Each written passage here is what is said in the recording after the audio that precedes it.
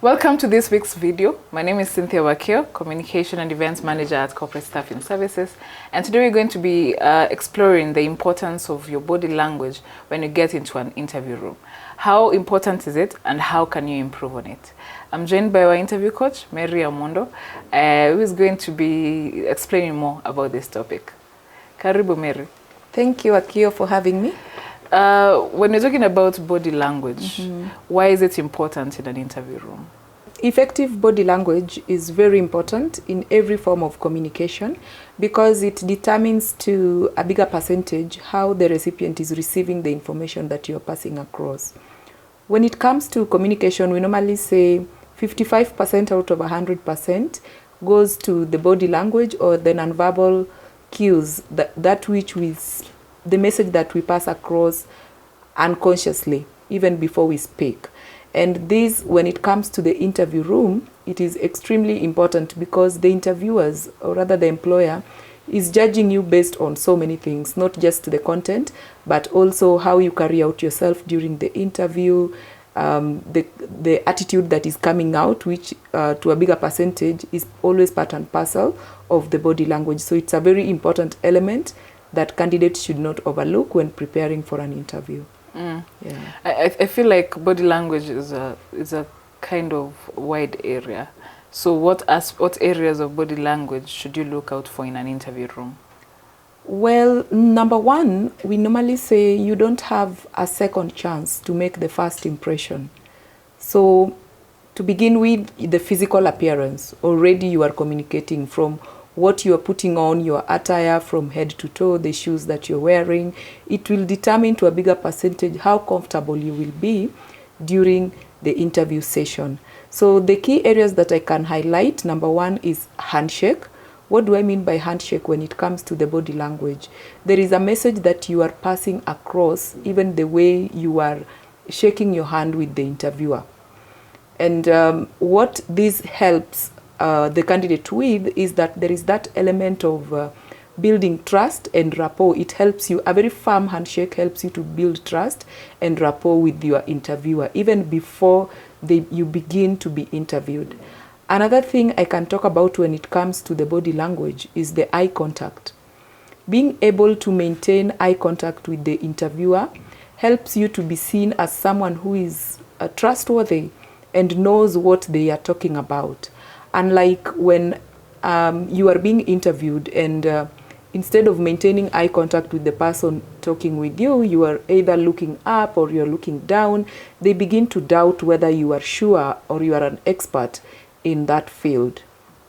Over and above the eye contact and also the firm handshake, another key thing when it comes to the body language is the use of gestures, or rather the right posture, if I can put it that way. That is also another key area that the candidate is supposed to practice on. Always ensure that you sit in a very upright position, because that also exudes the level of confidence, and it communicates to the other party who is on the other side of the bench that you are with them on the same page and you are keen on the message that you are passing across.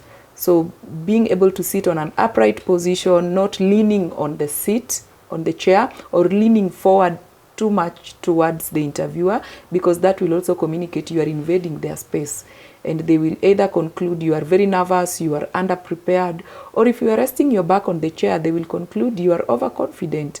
At the same time, however much we are supposed to be very confident, we also don't want to communicate arrogance or rudeness at the initial stages of the interview. So that's also another area that a candidate can take note of when it comes to the body language. And lastly, very important, I normally term it as listening. What do I mean by listening? How can you communicate or pass the message across that you are listening through your body language? As a candidate, you are supposed to at least nod your head when the interviewer is asking a question, just to confirm that you understand the question, what they are talking about. So such kind of nonverbal cues helps you to be seen as someone who is interested in the conversation or whatever it is that is happening here. When you mentioned that, I remembered I was in a certain interview room, and the candidates came in slanted on the chair and started swinging with the chair. So what are some of the things you need to avoid when you get into an interview? Actually, that happens a lot, especially with the gentlemen. When the conversation gets too comfortable, then we forget that we are still in the interview room, and so we get back to our comfort zone. So it calls for you to be intentionally aware that I am still in the interview room. However much the tension has reduced a bit, I still need to be in my best behavior as a candidate. And that brings me to the key areas to avoid when it comes to the body language. Number one is the use of these hands. People wonder now, what do I do with these hands? Can I just leave them somewhere, come for the interview, then go and pick them back again? The hands can work for you well, positively, or it can equally work against you. So it calls for you to be self-aware in terms of what is your default setting when it comes to the use of these hands. There are those who use a lot of gestures when they are talking.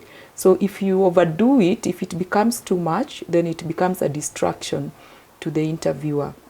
There are those who like to fidget a lot. You'll find them fidgeting their fingers. There are those who like to have something, to hold something on their hands when they are talking. So it calls for you to be self-aware. And if you are self-aware, you'll be able to know that I think I have been in this position for so long, and so I need to have my hands on the table or in a very stable position. Another thing closely related to the hands is the issue of crossing your hands, or your arms rather. If you sit whichever way you're sitting and you are crossing your arms like this, it simply shows that you are not open for a conversation. And the interviewer may conclude that you are the reserved personality kind of a person. And definitely you know what that means, especially if it is a client-facing role or it is a senior position where you'll be managing people, then they begin to make their conclusions based on that. So those are some of the key areas on the body language that one can avoid. Lastly, on the eye contact, however much we encourage it, then it should not become a stare. Because if it exceeds 5 seconds, someone will start wondering, what is wrong with my face? Or is something wrong with my shirt? You know, why is she staring? Why is he staring? Maybe they are developing other personal interests. So we don't want to over-communicate again with our eye contact. So it's also another area that candidates really need to be very keen on during the interview. Body language is a whole communication aspect on its own. I agree. And when it comes to now being self-aware, how do you improve on these areas that you've mentioned so that you ensure that your interview process is smooth? Well, body language is, I can say it's a very important aspect. And the message that we are passing across, it calls for you as a candidate to really be able to know the kind of signals that you are passing across, whether it is the right posture, the right handshake, the right body language. And the best way to improve on these areas that I have mentioned is, number one, to practice. You can purpose to practice in front of a mirror. You can purpose to practice, to have someone that you can practice, that can help you practice. You can as well get a personalized help, so that with the help of the coach, for example, they are able to let you know what you are communicating with your body language during the interviews. Why am I saying that? Because sometimes you find candidates do not get confirmations after the interview, not because they are not experts, not because they are not good in that area, but what did injustice to their interview was generally the body language. So you can get to practice is the key thing, then seek for personalized help. That feedback is very important. I think when it comes to interviews, people really need to invest because the stakes are high. Why not invest something small? And if you do not have the money, have someone a professional help you, go through those areas, the different areas that you need to stand out in your interview. Very important, Okay, thank you for that, for elaborating that. Great. Thank you for watching the video. As you've heard from our interview coach, body language is essential when it comes to doing your interviews. How the employer or the recruiter is judging you, one of the areas is body language. So how can you improve on that? Get a friend to help you look at your body language, or get personalized help, as she has suggested, where you get an interview coach like herself to take you through the questions, but also the body language and how you can be able to improve and ensure you get that job. Please click on the link below for more information about our interview coaching services, and we'll see you next time in the next video. Please share, subscribe, and tell a friend about our channel. See you next time.